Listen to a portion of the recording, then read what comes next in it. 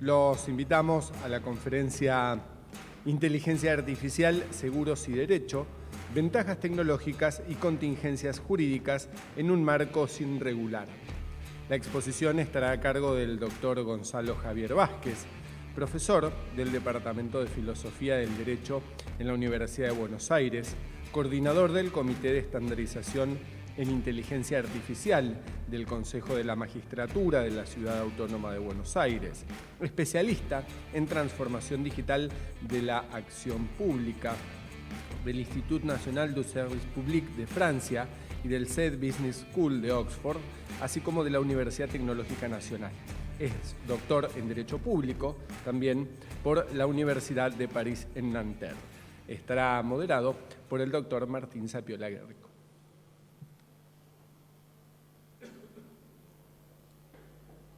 Perfecto, bueno, comienzo. Ahí me dicen por el chat que se escucha bien, así que bueno, muchísimas gracias por la presentación, la introducción. Bueno, ahí está. Voy a comenzar con esta presentación en la que voy a tocar un tema, obviamente, que es de actualidad, sobre todo por lo que tiene que ver con la incorporación, la integración de inteligencia artificial al derecho en general y en particular al derecho de seguros. Es importante que aclare desde ya que mi expertise en este caso viene más del lado de lo que tiene que ver con la inteligencia artificial. No soy especialista en derecho de seguros, aunque conocedor, por eso obviamente me atrevo a poder hablarles a un público especializado en esta materia. Sin embargo, luego en la ronda de consultas, preguntas, inquietudes, bienvenidos sean algunas correcciones o sugerencias en cuanto al abordaje particular de lo que es la temática de seguros. Gonzalo, discúlpame la interrupción.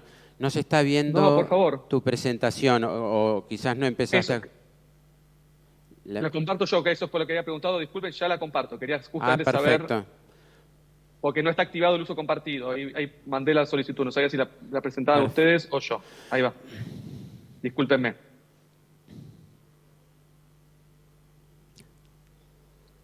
Me tienen que autorizar.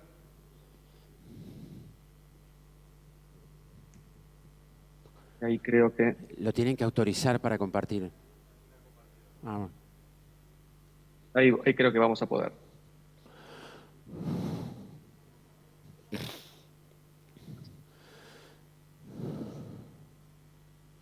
¿Me están viendo? Perfecto. Bien. Guárdenme.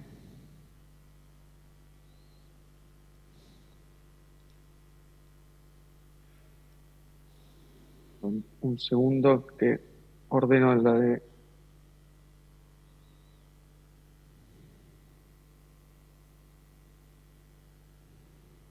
Ahí. Están viendo la presentación solamente, ¿no? Sí, sí, perfecto. Perfecto. Bien. Entonces, reitero, discúlpenme la dificultad técnica que puede ocurrir con estas cosas, así que ahí está. Puede fallar. Así que bueno. Quisiera referirme entonces a este fenómeno, esta idea que nosotros está cada vez más en boca de todos nosotros, que tiene que ver con la implementación, integración, incorporación de la inteligencia artificial a distintas áreas, ¿no?, del derecho. En este caso en particular, obviamente, de interés es el tema de seguros. Como bien dijeron en la introducción, en mi caso, al estar en el Poder Judicial de la Ciudad de Buenos Aires, que tiene principalmente competencia actualmente en lo que es materia contencioso administrativo tributario y relaciones del consumo, y lo que es el fuero penal, contravencional y de faltas, se comenzó con una implementación hace tampoco mucho tiempo, por eso les digo que es bastante reciente todo, y a nivel del país también son todas disposiciones o regulaciones relativamente recientes en distintos fueros, son experiencias que van ocurriendo, que se toman como hitos generalmente a partir de noviembre del 2022, y esto no solamente a nivel Argentina, sino también a nivel global, en el sentido de que coincide con el lanzamiento de TI, como de uso masivo. Se toma como este hito, como este punto de inflexión donde la inteligencia artificial vuelve a tener a nivel global, luego del 1930, 1950, cuando la IA estaba principalmente utilizada con fines de seguridad, defensa, y se conoció luego eso como el invierno de la IA porque no prosperó demasiado su uso masivo. A partir de noviembre del 2022 es donde nosotros en nuestros celulares, en nuestras computadoras, empezamos a usarlo para dialogar con cuestiones de la vida cotidiana, y donde a partir de ese momento también las instituciones públicas y también el sector privado empiezan a utilizar en forma masiva estas herramientas de inteligencia artificial. Entonces, esto tiene eco en el ámbito del Poder Judicial y del sistema de justicia en general, pero el sector privado también, estudios jurídicos también utilizan herramientas de inteligencia artificial. Así que es ahora donde estamos, es bastante reciente, como verán, y los avances se están dando incluso a medida que nosotros estamos hablando, porque antes de hablar con ustedes tuve un llamado de mi trabajo también en el Consejo de la Magistratura, porque se está avanzando con el diseño de la inteligencia del modelo de inteligencia artificial para el fuero laboral. Así que bueno, como verán, esto es minuto a minuto. Pero entonces quisiera detenerme un poco en el título de la presentación para que podamos ir avanzando en forma ordenada y poder compartirles las ideas con la lógica con las que la pensé para esta exposición. Es importante hablar de que cuáles son estas ventajas que puede tener la incorporación de inteligencia artificial en el ámbito del derecho de seguros. Importante también y responsable poder pensar cuáles son las contingencias o riesgos que esto también puede traer aparejado. Y luego nos vamos a hacer también nos vamos a detener brevemente en esto que yo me refiero a que se trata de un marco sin regular, porque obviamente hay cuestiones que sí están reguladas desde ya, sobre todo vinculado al derecho de seguros en general, pero para pensar luego entre todos, porque no es una pregunta que tenga una respuesta definitiva, que remite a la idea de la regulación sobre la IA, al menos en lo que tiene que ver con su aplicación en el ámbito del Poder Judicial. Entonces, me gustaría empezar con una idea sencilla, claramente, que es que la inteligencia artificial ya no es una hipótesis dentro de lo que es el derecho, y entonces tampoco para el sector del asegurador. Es una herramienta que está presente y que está transformando procesos centrales. Algunos de ellos que se pueden notar, quizá en experiencias, ustedes sabrán mejor en Argentina, y quizá lo que se pudo ver y pude analizar también en derecho en algunos sistemas comparados. Pude ver que, como habrán visto al principio, mi gran parte de formación de posgrado ocurrió en Francia, así que bastante influenciado en mi caso por el modelo europeo y particularmente por el francés. Entonces, en temas vinculados como la suscripción, lo que tiene que ver con la tarificación, la gestión de siniestros, atención al cliente y también el uso de IA para lo que tiene que ver con la detección del fraude. Como bien sabrán, siempre o últimamente está planteado en términos del atractivo económico y operativo que puede tener la IA, en el sentido de que puede procesar grandes volúmenes de información, automatizar tareas repetitivas, mejorar la velocidad de respuesta, afinar la evaluación de riesgo. Es decir, en términos prácticos, generalmente la IA implica más eficiencia, más personalización y, en principio, ¿no?, mejores decisiones empresariales. El tema de la eficiencia generalmente es el argumento principal para el uso de la IA, incluso en todo lo que tiene que ver la administración pública. Eso, sin lugar a dudas, termina siendo uno de los principales incentivos para pensar en el uso, las ventajas de incorporar IA, porque es cierto que, a diferencia de lo que ocurre con la capacidad humana, la capacidad de procesar grandes cantidades de información y en poco tiempo es una de las virtudes principales que tiene la inteligencia artificial.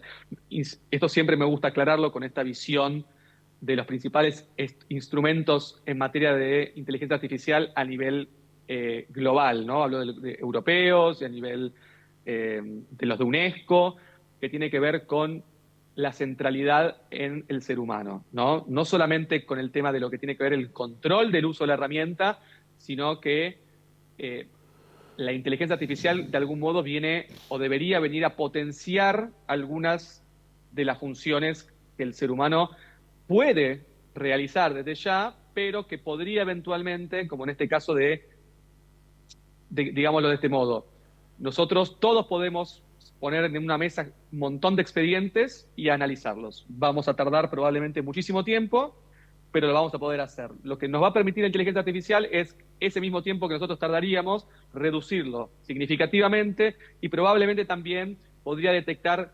con menor margen de error algunos criterios o cuestiones que nosotros, incluso por cansancio, como está bastante visto, podríamos luego de estar tantas horas revisando expedientes, detectar. Pero es importante tener en cuenta que no es una función que nosotros no podríamos hacer. Entonces, lo que se logra es reducir, obviamente, la cantidad de tiempo y aumentar el volumen de procesamiento, que son desde ya funciones muy relevantes.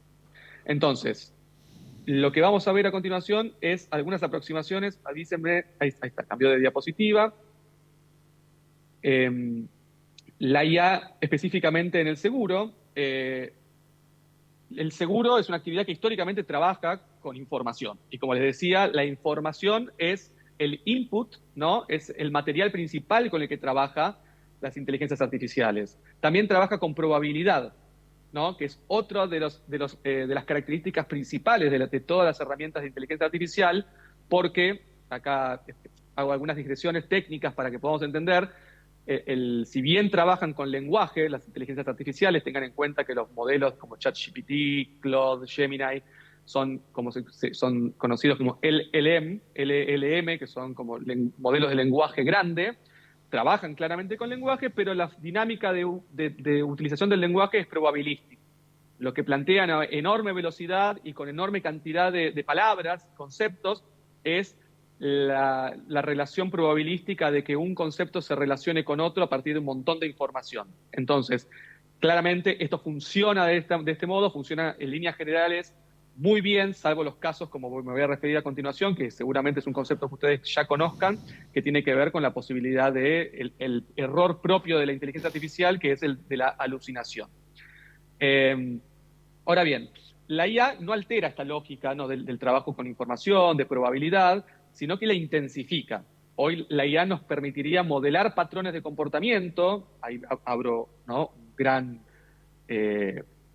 este tema de poder modelar patrones de comportamiento. Si bien es cierto que se puede usar, es algo a lo que hay que manejarlo con cierta cautela, porque dentro de la dinámica propia de la legislación en la Unión Europea, y esto siempre lo aclaro, lo voy a profundizar en un ratito, breve, pero es importante tener en cuenta que si bien uno podría preguntar ¿y qué tiene que ver la ley de la Unión Europea para la Argentina? No directamente, pero en el ámbito privado puede haber algunas empresas que trabajen con clientes o tengan algún tipo de vínculo con empresas o con temas vinculados con Europa, y eso también es una forma en la cual podría eventualmente volverse exigible alguna de las obligaciones vigentes hoy en día respecto de la ley de IA de la Unión Europea. Simplemente es tener en cuenta ese segmento que a veces decía, ¿y a mí qué me implica la vigencia de esta? Y bueno, depende el rubro al que uno se dedique y las relaciones comerciales y digamos los contratos que uno tenga y las personas con las que esté trabajando. Podría eventualmente haber algún tipo de implicancia. Entonces, siempre este tema de modelar patrones de comportamiento es algo a tener en cuenta. También permite anticipar escenarios, adaptar productos y automatizar, como dije anteriormente, decisiones a escala. Entonces, ya hay algunos tipos de estudios, literatura académica que se ha producido, ¿no? Que la IA puede aportar valor a la perimetración del riesgo asegurable, especialmente el seguro de personas, donde claramente está involucrado esto que dije anteriormente, ¿no? El análisis masivo de datos, la privacidad, pero también es importante tener en cuenta esto, ¿no? Cuando hablamos de datos, la privacidad de datos y el sesgo que adquiere muchas veces las herramientas de IA, que es algo en lo que me voy a detener también luego cuando veamos algunas contingencias y riesgos que tiene la implementación de IA. Entonces, es algo como para ponerlo en una frase, ¿no? El seguro siempre evalúa el riesgo. Lo que hace la IA en este momento es que la evaluación pueda ser más rápida, más fina y eventualmente también más masiva. Pero, y acá hay el disclaimer a tener en cuenta, pero también es más complejo de controlar. Porque, y acá es donde en mi rol también de coordinador de un comité de estandarización de inteligencia artificial, aparece la importancia de la intervención humana y del control de lo que se carga, del control de lo que se procesa y del control de lo que sale, ¿no? Es como se llama esto, el control ex ante, sincrónico y ex post, que tiene que estar o sea, en todo proceso de utilización de inteligencia artificial, más allá de que existan algunos casos de procesos que están automatizados. Acá hago una aclaración simplemente para algunas personas que puedan no conocer esta diferencia. Con la evolución de la inteligencia artificial, hoy podemos hablar al menos de tres grandes grupos, si se quiere, o formatos que tiene la IA, que es la IA generativa, del tipo ChatGPT, Claude, que crea contenido, sea audiovisual, texto, lo que sea, crea contenido. Tenemos la inteligencia artificial que se conoce como predictiva, acá acabo de mencionar algunos usos. Ese tipo de inteligencia artificial quizás no es la más vista habitualmente en los sistemas judiciales, por lo menos en Argentina. Y luego tenemos la agéntica. Justamente la agéntica son algunos de los modelos o herramientas que proponen herramientas como el Claude, cuando uno crea un proyecto que permite automatizar ciertas tareas y que sí, esta sí es muy útil, obviamente, depende para el caso en que se use. En algún estudio jurídico, mismo en el Poder Judicial, la posibilidad de organizar archivos, de gestionar las agendas, de ordenar, organizar información. Obviamente es muy útil, todas las que vengo mencionando son útiles. Lo que sí es importante es entender que tienen funcionalidades distintas y comprender bien estas funcionalidades nos permite también entender, por un lado, las ventajas de su uso, pero también nos permite advertir y anticiparnos cuáles son los riesgos y por ende cuáles son los controles y el rol del humano que la va a ejecutar. Lo reitero, la IA ni más ni menos, pero no deja de ser una herramienta. Y como tal hay que entenderla para saber justamente qué es lo que hace y para saber qué riesgos trae aparejada. Entonces, del usuario de esta herramienta surge la posibilidad de poder utilizarla justamente de modo responsable, ético, depende del contexto, obviamente, siempre, pero cuando yo digo depende del contexto, porque la responsabilidad es un concepto bastante más laxo en términos del ejercicio, porque la responsabilidad es inherente al uso de cualquier herramienta. Lo ético tiene que ver realmente con características propias del contexto o institución en los que se esté utilizando. Por eso existen tantos documentos sobre el uso ético. Nosotros en el Consejo de la Magistratura tenemos, por ejemplo, un manual de buenas prácticas también, donde el uso de IA tiene que estar anclado a determinados principios, reglas, valores que son propios de una institución. Así que por eso les digo que está uso responsable y ético, si bien hay una cierta similitud, relación de familia puede entre estos dos conceptos, obviamente la dinámica de lo ético nos remite a pensar en distintos contextos. Vamos a hablar un poquito de las ventajas tecnológicas, que algo ya para hilar un poquito más fino en esto que les vengo comentando. Las ventajas son claras, ¿no? Primero, eficiencia operativa. Como les venía diciendo, distinguiendo los distintos tipos de IA. La IA automatiza tareas que antes existían, pero que exigían mucho más tiempo humano, y ahora además permite en todo caso reducir fricciones de gestión interna, ¿no? Cuando uno automatiza un proceso, y eso está validado por la empresa en cuestión, por la aseguradora, por el estudio jurídico que trabaja estos temas, cuando eso está estandarizado y automatizado, una vez que está instalado el control, se evita, obviamente, la posibilidad, el tema de fricción en términos de discutir cosas que ya se fueron automatizadas y estandarizadas, más allá de la revisión, obviamente, que esto pueda merecer eventualmente, pero permite lograr eficiencia operativa en ese sentido. Segundo, como les decía, tiene capacidad predictiva, ¿no? El uso de Big Data, el Machine Learning, permite detectar patrones y correlaciones que mejoran la evaluación de riesgo y la administración de un negocio. Esto es una de las cuestiones que, por un lado, como les dije, levanta cierta alerta por el hecho de cómo logra, ¿no?, esta predicción, cómo nos da este output acerca de por decirlo algo, un dictamen, yo lo pienso también en términos jurídicos, como pasó en Estados Unidos con la herramienta Compass, no sé si lo habrán escuchado o no, pero fue una de las primeras veces que se motivó esta discusión en términos jurídicos acerca de las herramientas de IA que predicen. En este caso tenía que ver con la predicción acerca de la posibilidad de reincidencia de algunos delitos por parte de algunas personas, ¿no? Entonces, claramente lo que se suscitó fue si las preguntas eran si este dictamen, este output que nos daba la herramienta Compass, tenían algún tipo de grado de sesgo discriminatorio, porque eventualmente no siempre daba como que un determinado tipo, ¿no?, de segmentación social era la que más tendía a reincidir o a cometer algunos tipos de delitos.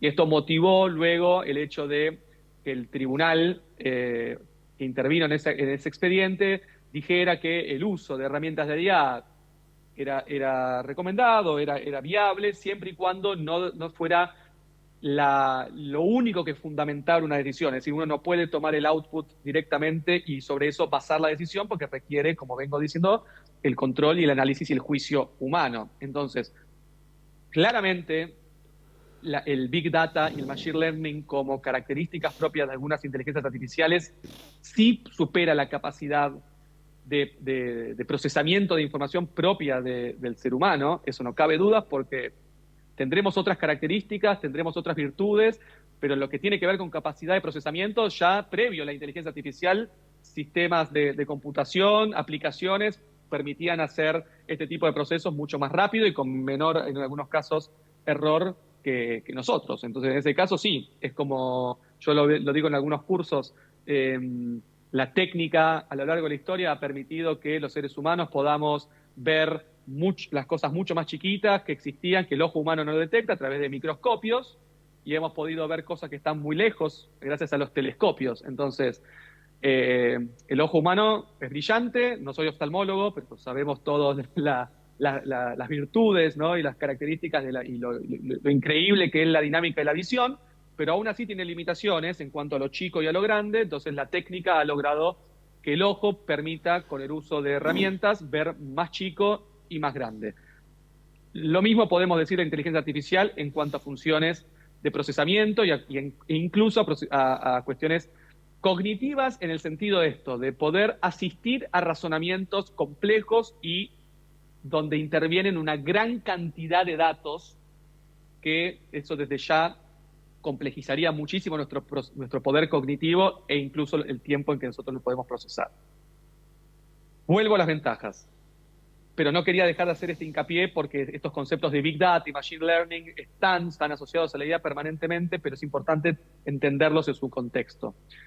Tercero es la personalización, ¿no? La tecnología permite adaptar productos, coberturas y servicios a perfiles más específicos de los asegurados. Esto es otra de las herramientas que la IA lo podemos ver como en las redes sociales, en un montón de aplicaciones que justamente que venden o trabajan con otros tipos de servicios, productos, lo que permiten es modelar perfiles. Y les aclaro también, es una temática respecto a la cual aquellos países donde existen regulaciones sobre el tema de la IA ponen también una bandera roja, como dicen, ¿no?, y la red flag, por el hecho de cómo se llevan a cabo estos perfilamientos, estos modelamientos, como se llaman, qué toman en cuenta, qué tipo de información toman. Así que esta es una temática también, es una ventaja, pero con este dato que hay que tener en cuenta. Cuarto tipo de ventaja, podemos hablar en cuanto a la detección del fraude y la mejor gestión del siniestro, ¿no? Son áreas donde la automatización puede generar una mejora sustancial en rapidez y en precisión. Entonces, hasta acá les hablé de, por lo menos, al menos, puede haber otras desde ya, 4 ventajas sustanciales. Y hasta acá podríamos decir que el balance del uso de la IA parece positivo, ¿no? Pero como les dije, el tema es que esas ventajas no vienen solas, ¿no? Vienen acompañadas de ciertos problemas jurídicos que el derecho no puede ignorar. Y es aquí donde es importante que nos refiramos a las contingencias jurídicas. Acá yo les comparto en pantalla algunas de ellas, y yo ahora paso a comentarles. Algunas ya en algún aspecto ya se las mencioné, así que voy a tratar de evitar ser reiterativo. Una, y quizá la más compartida dentro de todas los usos de la IA en distintas ramas del derecho, esto lo advertimos también, como les digo, en la utilización en el fuero contencioso administrativo y tributario en la ciudad, en penal también, aunque con menor escala, pero se corrobora, que es la opacidad, ¿no? Los sistemas de IA, sobre todo los más complejos, como estos les digo, los que tienen que ver con el uso de predicciones, no explican de manera sencilla cómo se llega a una solución. Digo sencilla porque cuando hablamos del usuario, podemos hablar de un usuario que debería estar capacitado, pero la capacitación en el uso de ciertas herramientas muchas veces no llega a entender cómo este sistema opera, cómo este sistema procesa esa información. Entonces, en ese sentido, la opacidad viene de la mano de no entender del todo cómo trabaja el algoritmo, cómo llega a esa solución y, por ende, lo que esto puede producir es tener cierto impacto cuando uno no logra entenderlo, ¿no? En derechos patrimoniales concretos del asegurado. La incapacidad o el desconocimiento acerca de cómo el sistema arroja un determinado resultado y no tener tampoco la posibilidad a veces de meterse en lo que tiene que ver con la ingeniería de ese algoritmo, porque eso ya viene en el sistema, es lo que podría traer algún tipo de dificultad en este sentido. Una segunda contingencia tiene que ver, y también la mencioné, es la discriminación algorítmica. En este caso, la literatura académica advierte que los modelos pueden, y de hecho reproducen, sesgos existentes en datos de entrenamiento y por ende pueden generar resultados inequitativos, incluso cuando parecen que son neutrales. Los datos con los que se entrena un modelo, el modelo se entrena claramente con datos, entonces alguien, eso es así, carga esos datos. Entonces, la carga de esos datos, no el acto de cargarlos, sino la selección de esos datos y cómo se instruye, ¿no? Que es el prompt, cómo se le dice al modelo que tiene que procesar esos datos, implica decisión humana. Y todo eso muchas veces, si no hay un control sobre eso o no hay transparencia en cuanto a cuáles fueron esos datos y cuáles fueron esos prompts, que muchas veces las empresas que producen los modelos, sobre todo los grandes, hablo de ChatGPT, la empresa OpenAI, Anthropic, Google, muchas veces ellos mismos dicen que no tienen la capacidad o pueden saber cómo se cargan al principio, pero luego con esta dinámica del machine learning pierden la posibilidad de detectar a un determinado nivel de avance de este aprendizaje automatizado, cómo se llegó a un determinado producto, porque la IA también tiene una dinámica que a un determinado momento como que podríamos decir que empieza a operar automáticamente. Esto es la idea del machine learning, ¿no? Pero al principio sí. Cómo se carga ese dato y cómo se selecciona ese dato y qué instrucción se le da, eso es controlable. Entonces es importante tener muy presente y preguntarse, ¿no? Por la carga de esos datos para entender o reducir y en el mejor de los casos, obviamente, evitar que se reproduzca la discriminación algorítmica por estos datos que se cargan con datos que cuentan con sesgos al inicio. Un tema importante, una tercera contingencia y que es crucial, que es la protección de datos personales, ¿no? La IA necesita datos, como les vengo diciendo. Y el sector asegurador trabaja con información especialmente sensible, ¿no? Entonces, el tratamiento de datos, su finalidad, su seguridad y la proporcionalidad son temas centrales.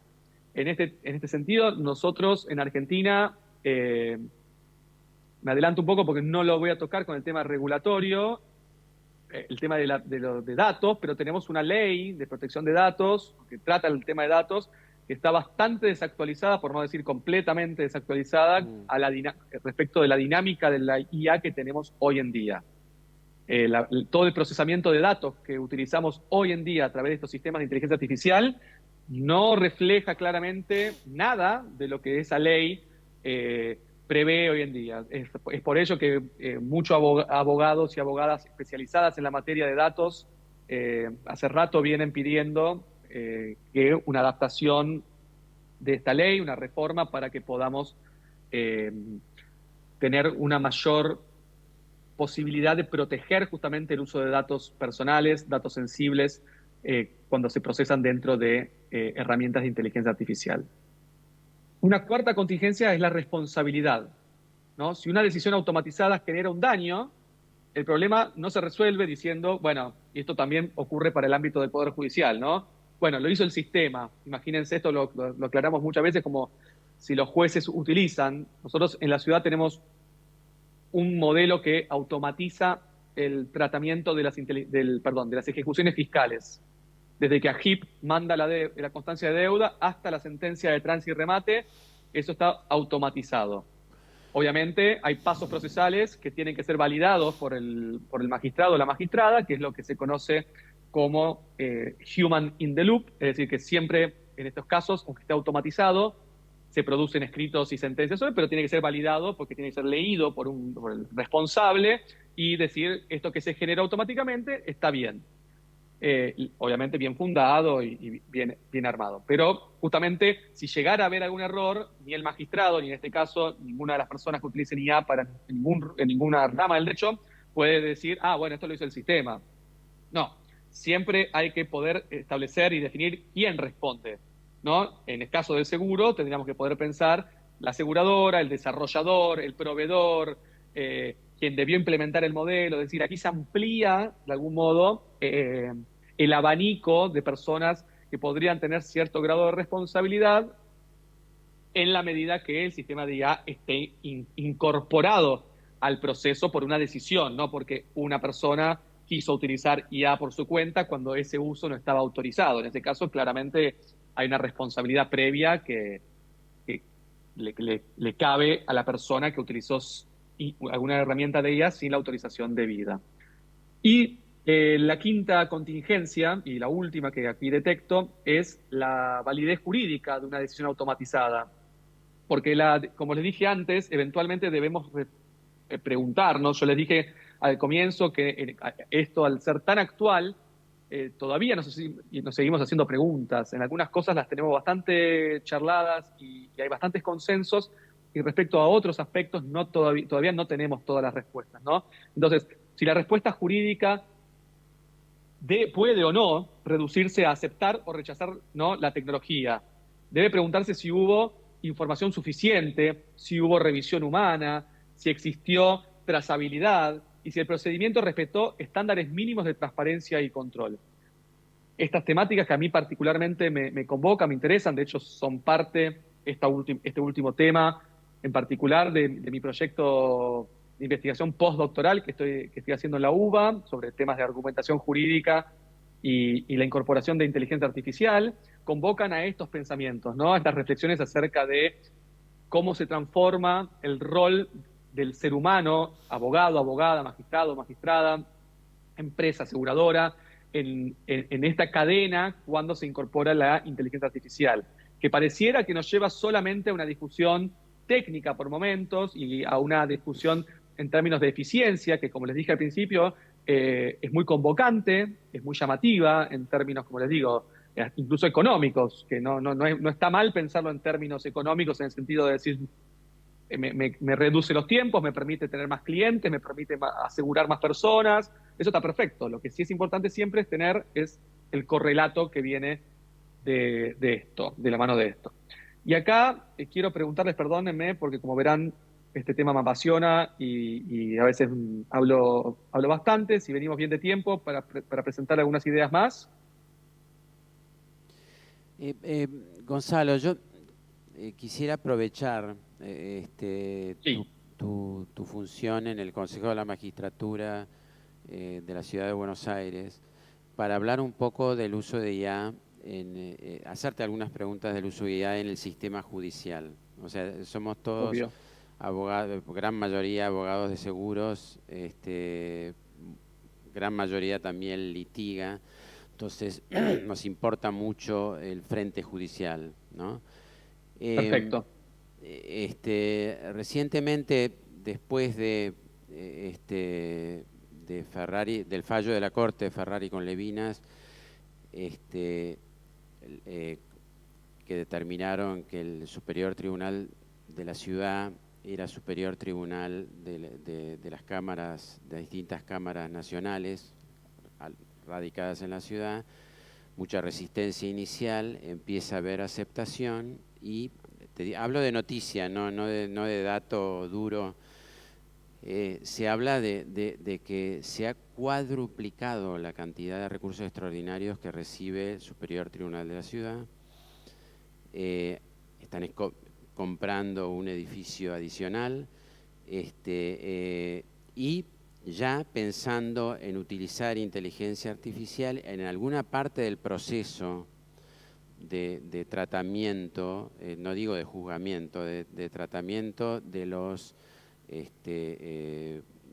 recursos extraordinarios, por lo menos orientarlos, administrarlos, asignarlos a vocalías, no lo sé. Pero vos, a lo largo de tu exposición, hablaste mucho de la importancia de la supervisión humana, ¿no? Lo que los sajones llaman the human in the loop, o sea, el ser humano controlando el proceso de la inteligencia artificial. Entonces, la pregunta es, ¿cómo se asegura el Superior Tribunal de Justicia de la Ciudad el control de ese proceso? Porque en definitiva la responsabilidad es de los jueces y los habitantes tenemos el derecho a ser juzgados por seres humanos, no artificiales. Esa es una pregunta que se me ocurría hacerte aprovechando el lugar donde vos estás. Martín, es una pregunta muy pertinente que también por mi rol del Consejo de la Magistratura en Ciudad, que a nivel, justo antes de esta conferencia, de que estemos aquí, he estado hablando con mi director del postdoctorado, el doctor Horacio Granero, que algunos de ustedes tal vez lo conozcan, que es el presidente del DIAL y demás, y me hablaba sobre este tema particularmente, que justamente salió en los medios, entonces es noticia, por ende la pregunta es muy pertinente. Hay una cuestión vinculada a las diferencias de modelo que se está adoptando, en realidad, porque esto está en licitación. Esto quiere decir, esto nos da una pista sobre algo importante, que es que el Tribunal Superior de Justicia opta por un manejo, un control, una administración de la implementación de IA, con todas estas ventajas en algunos aspectos que les he mencionado sobre la posibilidad de la gestión de expedientes, justamente como bien dijo Martín, parte de la noticia tuvo que ver con cómo se aumentó enormemente la cantidad de recursos que llegan al Tribunal Superior de Justicia, lo cual motiva la necesidad del uso de inteligencia artificial. Lo que es noticia también es que, como les digo, se licita. Por ende, esto quiere decir que el control-manejo va a estar principalmente en manos de empresas privadas, entre las cuales algunas de las que se mencionaron en las noticias que dieron vueltas por diarios, ¿no? En La Nación, eso fue, salió en la revista Quorum, salió por todos lados. Están empresas como Globant, como IBM.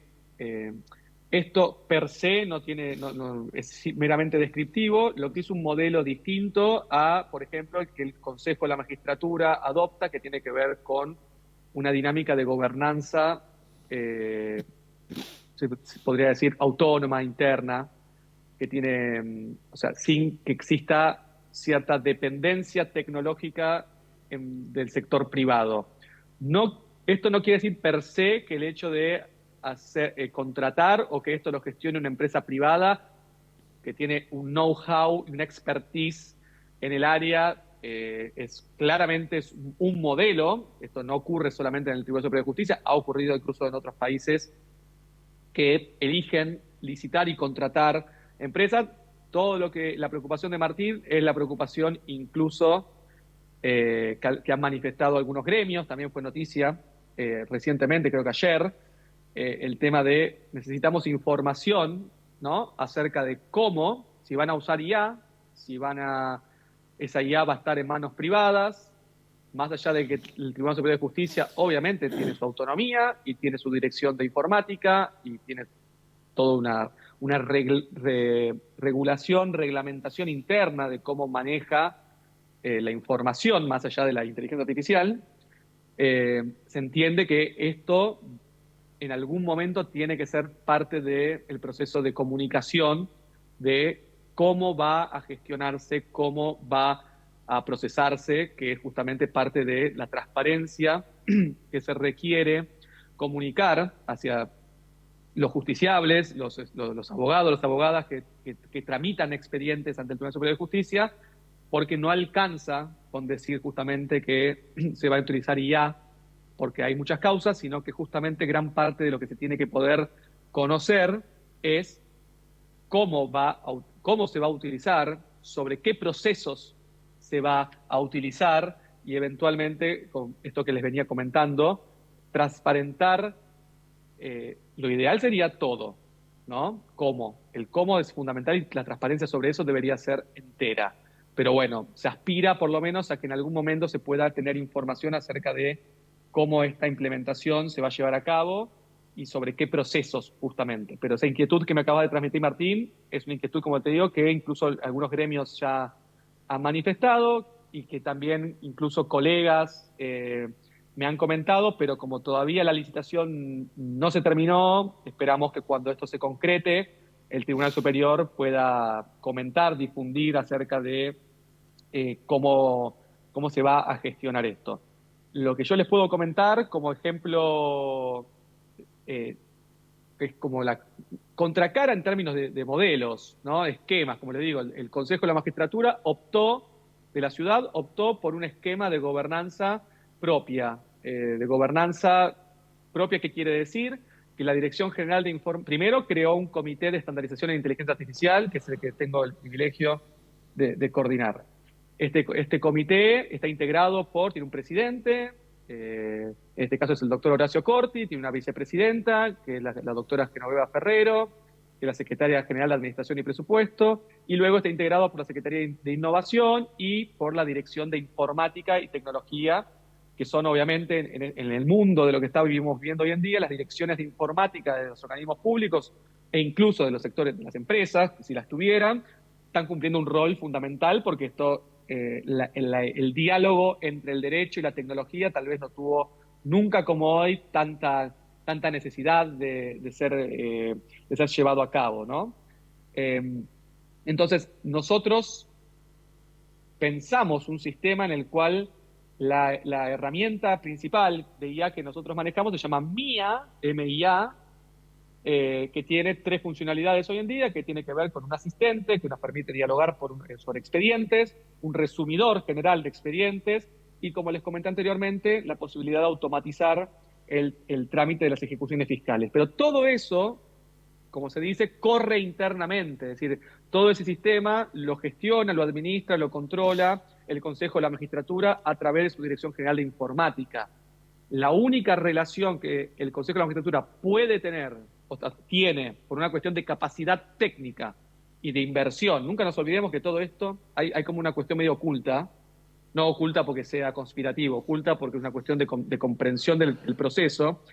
Piensen que el uso de IA tiene gasto de dinero desde ya.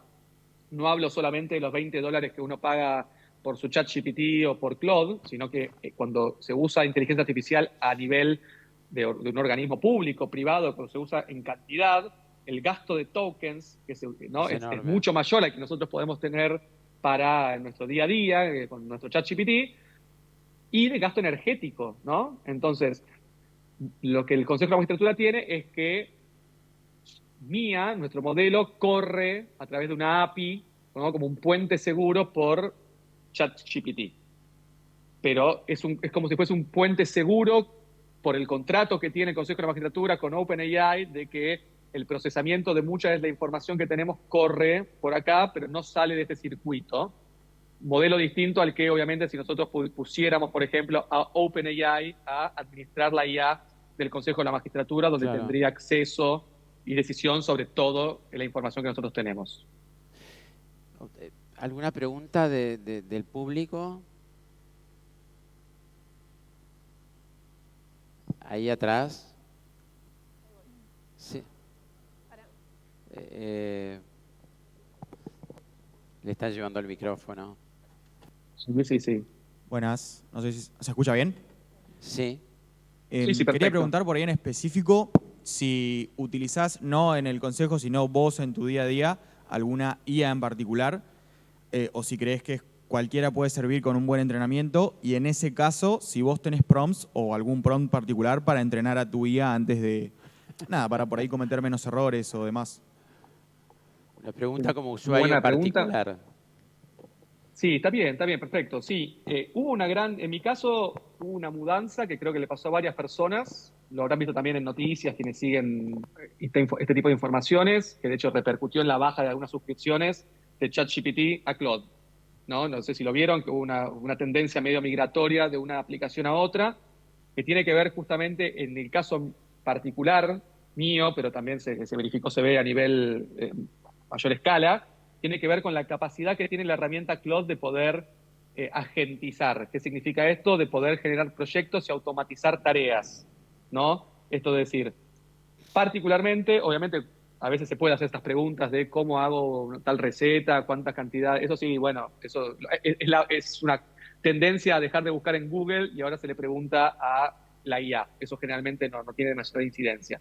Quienes usan IA justamente para su día a día, para el trabajo, para cuestiones personales, tiene que ver con, en mi caso, y me ha resultado muy bien, la posibilidad que tiene Claude de crear distintos proyectos y de agentizar cosas, de cargarle materiales de trabajo de uno propios, ¿no? Siempre cuando sean documentos públicos, desde ya, siempre esto no lo mencioné, pero es importante tener en cuenta la información que uno le carga, si es de uno, es un problema de uno. Cuando uno lo usa con cuestiones vinculadas y donde se contiene información sensible, personal o demás, la necesidad y obligatoriedad, sobre todo en la administración pública, de anonimizar estos documentos para no compartir, aunque se pueda utilizar la opción de que no reentren otros modelos, siempre está el riesgo de que esa información eventualmente por algún modo sale de nuestra esfera de control y se puede perder y entonces tener ese recaudo.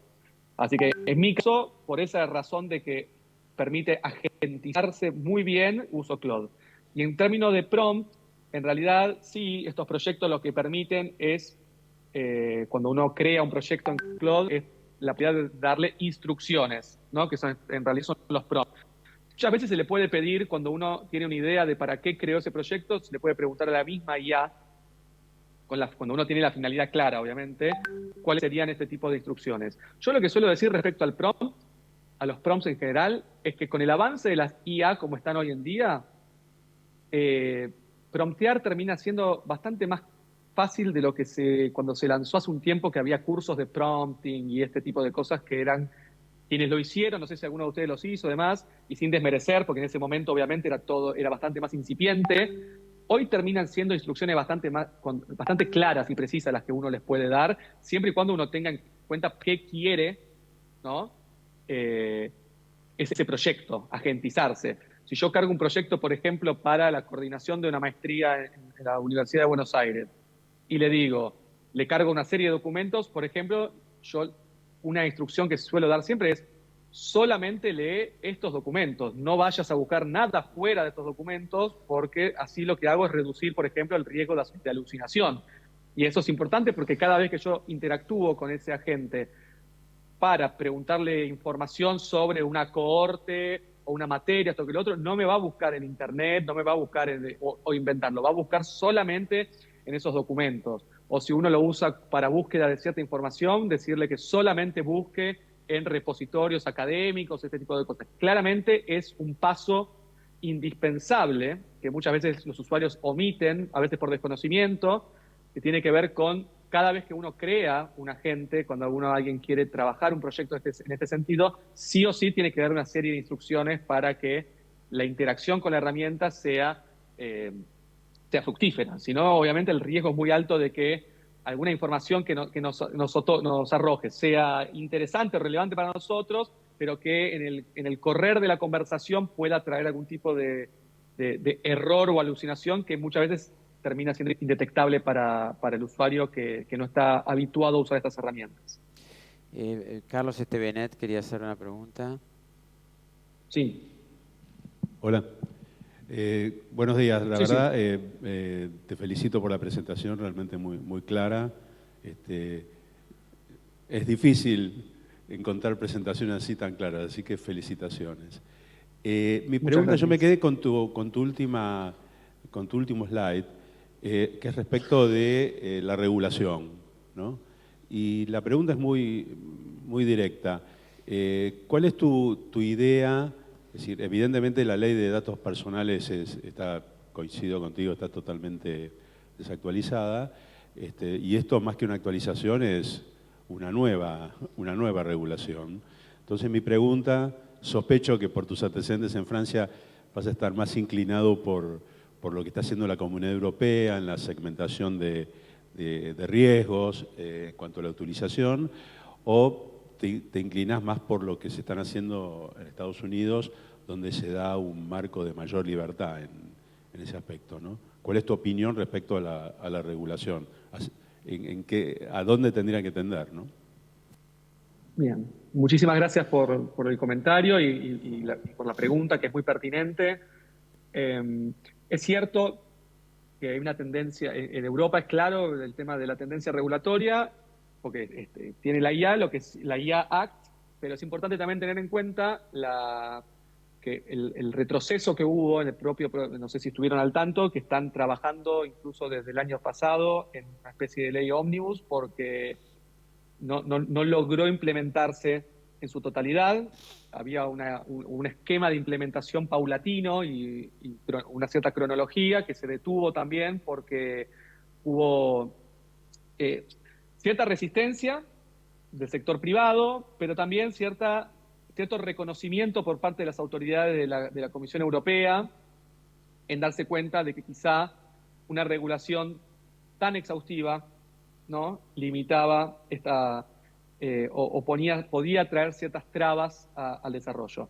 Esto yo he tenido oportunidad de debatirlo incluso con legisladores nacionales. Ustedes sabrán, al menos el año pasado, había algo así como 37 proyectos de regulación de la IA con distintos alcances. Y como saben, por el momento no prosperó ninguno. Probablemente el que tuvo mayor novedad o salió en los diarios en algún momento fue el famoso proyecto de Daniel Goyan, que incluso que fue duramente criticado por algunos sectores, más allá de, olvidémonos, aquí yo intento hablar de este tema a veces, que en un momento cuando se empezó a hablar de este tema había cierto consenso en que, como es un avance tecnológico de desarrollo, no había todavía posibilidad de distinguir políticamente si decir una cosa te ponía de un lado, ¿no?, como estamos acostumbrados, de la grieta o de la otra. Todavía creo que se mantiene esta idea donde podemos hablar de la conveniencia o no de regular sin que esto sea política partidaria, por lo menos.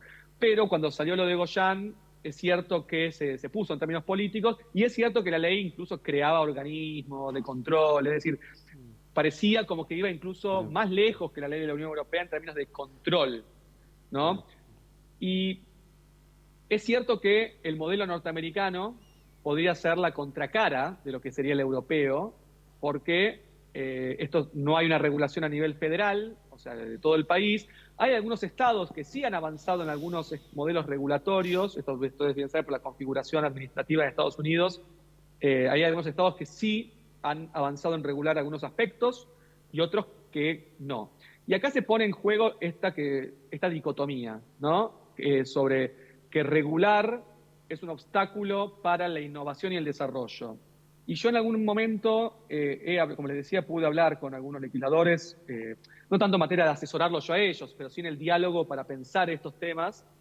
Y la conclusión tal vez a la que se llegó fue como que en realidad es una falsa dicotomía, que regular obstaculiza per se al desarrollo de la innovación. Lo que sí puede ser como una especie de corset demasiado apretado es una regulación como la europea pensada para la Argentina, pero porque carecemos de otras prácticas previas, como bien dijo usted antes. En Europa tienen nunca me acuerdo las siglas, RPGD, la Ley General de Protección de Datos, las siglas cambian según el país, que está muy afianzada y que es como la espina dorsal, si se quiere, en estos temas de la ley de la ley de IA. Nosotros, al no tener una ley de datos actualizada, que como bien dice usted, más que actualizarla tendríamos que pensar en otra, que tampoco está en carpeta, se ve legislativa. Pero entonces pensar la IA en Argentina y pensar con una regulación de las características europeas, eso sí no lo veo, porque nos falta desarrollo administrativo, burocrático, no digo tecnológico porque fíjense que las empresas, acá se usa y hay desembarco y se busca inversión en la materia, y es cierto que tal vez en este estado de la situación de la IA en Argentina, quizá lo que convendría es una regulación segmentada. No segmentada con criterio del riesgo, eso sí se podría tomar de la regulación europea, ¿no? Tomar como ellos tienen el semáforo, el esquema de semáforos de riesgo, y trasladarlo al caso argentino para ver si coincidimos o no en este esquema de riesgo. Piensen que, por ejemplo, esto lo comentaba el otro día en el Consejo, la utilización de IA en la Administración de Justicia es de alto riesgo. También es de alto riesgo considerado y está vigente el caso de la IA en lo que tiene que ver con la posibilidad de dar en seguros de vida. Entonces, eso más allá de que sea Europa o Argentina, hay elementos para que podamos entender cómo el uso de inteligencia artificial para tomar decisiones judiciales o para algunas es de alto riesgo. Entonces, para decirlo en una frase, es cierto que son modelos distintos, yo no le podría decir de antemano para la Argentina, esta es la pregunta que tendríamos que hacer, para Argentina, con las características propias de desarrollo de Argentina en materia tecnológica, de capacidad tecnológica, económica a nivel general, de capacitación, y estamos en un escenario más cercano al de Estados Unidos o al de Europa. Entonces lo que tendríamos que poder pensar es, primero, en que se permita el desarrollo tecnológico desde ya y no caer, creo, en esta idea de que porque se puedan regular algunos aspectos estamos limitando esa innovación y desarrollo. Claro está que hay algunas cuestiones que tenemos que regular porque las cosas que son de alto riesgo no pueden quedar librado a un uso arbitrario o discrecional de quien las implemente. Pero por ahora estamos en un modelo en el que cada actor, por ejemplo, en el caso de los poderes judiciales, muchas provincias ya tienen sus propios soft law, ¿no? Como reglamentos, manuales, algún tipo de disposición, y algunos organismos del Ejecutivo también tienen sus directivas, pero nada a nivel global ni general. Y dejo la última idea porque hay que trabajarla. Tengamos en cuenta también que hoy tenemos dando vueltas la encíclica del Papa, que nos manda también a tener otra visión, ¿no? A repensar la inteligencia artificial a la luz de lo que estuvo pasando, con uno de los co-creadores de Claude sentado al lado, o sea, del sector privado. Así que bueno, nada. Y que Estados Unidos recientemente, hace días, no sé si ayer o anteayer, sacó una resolución también Trump ejecutiva respecto de cierta reglamentación respecto al uso de la IA y la ciberseguridad. O sea que esto como son avances y retrocesos permanentemente, porque si hay algo interesante tal vez de todo esto a nivel ya más humano, es que todo esto lo estamos viviendo ustedes allá, yo acá y en el mundo estamos viviendo al mismo tiempo. O sea que todos estamos siendo artífices y partícipes quienes estamos involucrados de este proceso. Así que es muy interesante porque esto está pasando, como les decía, en tiempo real.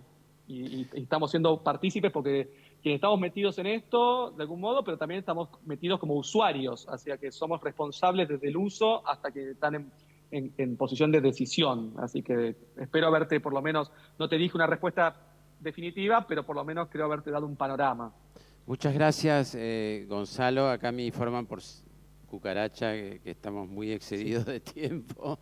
Perdón. Sí. No, veníamos ya arrastrando excesos. Muchísimas gracias por tu exposición. Yo creo que es un tema que siempre despierta mucho interés. Te agradecemos muchísimo tu participación. Y bueno, muchas gracias. Gracias a ustedes y perdón por la extensión y que terminen muy bien la jornada y que tengan un excelente congreso, lo que queda.